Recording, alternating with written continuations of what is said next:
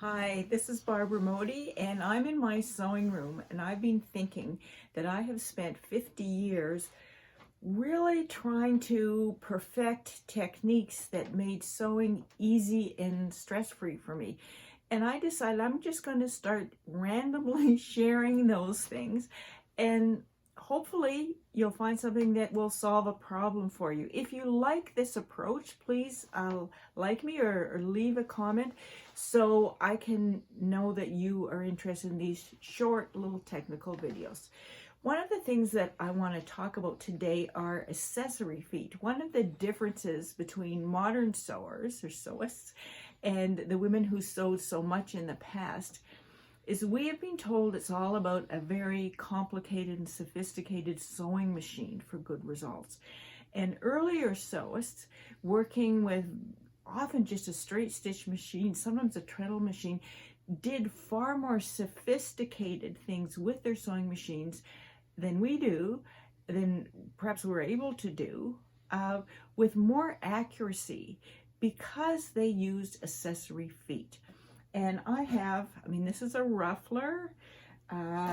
This is a tuck maker. This is a wonderful bias binder. Does hems, just you can set it so it will do hems of different widths. Really wonderful tools, and the kinds of tools that once they're installed, you really don't need to do much concentrating or stressing or worrying. The machine will take care of it.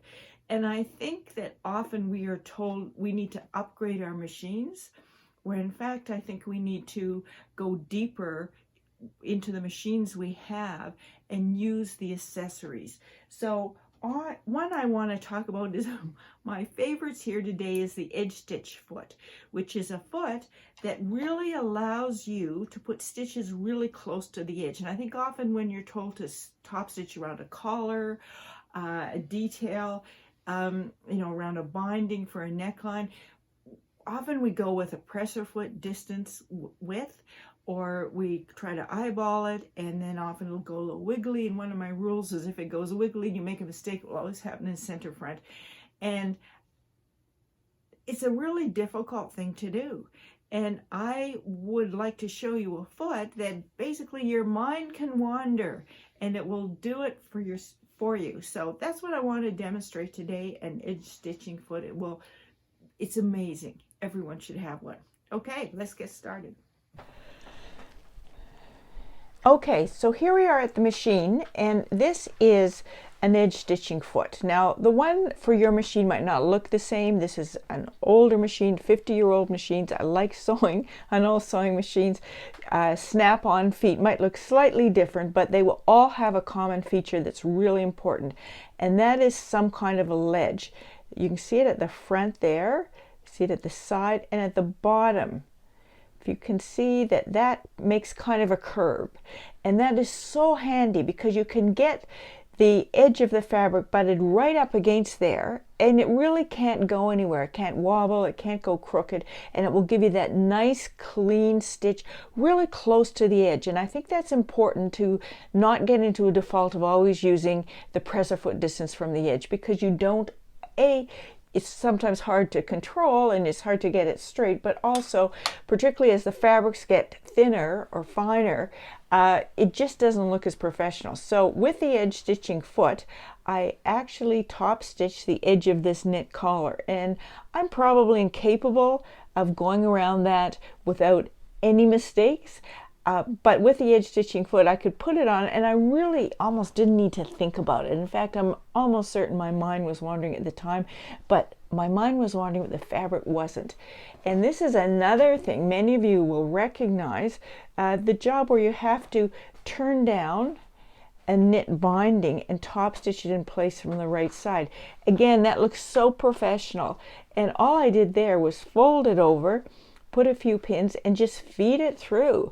And all I needed to do was actually make sure that ridge of the binding was up against the little curve of the foot. So it is so easy to do, and I'm going to show you just how easy. Okay, so the first thing, I'll just take off my ordinary foot and I'll put on the edge stitching foot. So we can all do that, can't we? Now, the other thing that's really important is I have to move that up, move the needle position over, because if I don't, it'll actually sew right on the edge, and I want it, you know, to move it over a little bit. So once I've done that, lower the presser foot. I've just made sure that that in fact is butted exactly where I need it to be, and then we'll just stitch.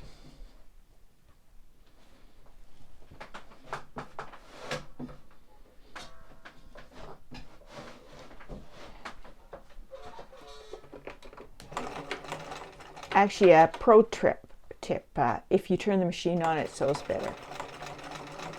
Okay, so see, I'm just feeding that along, and I really, because that little curve of that foot just gives me such a good guide, I just very lightly hold the fabric, and it's perfect.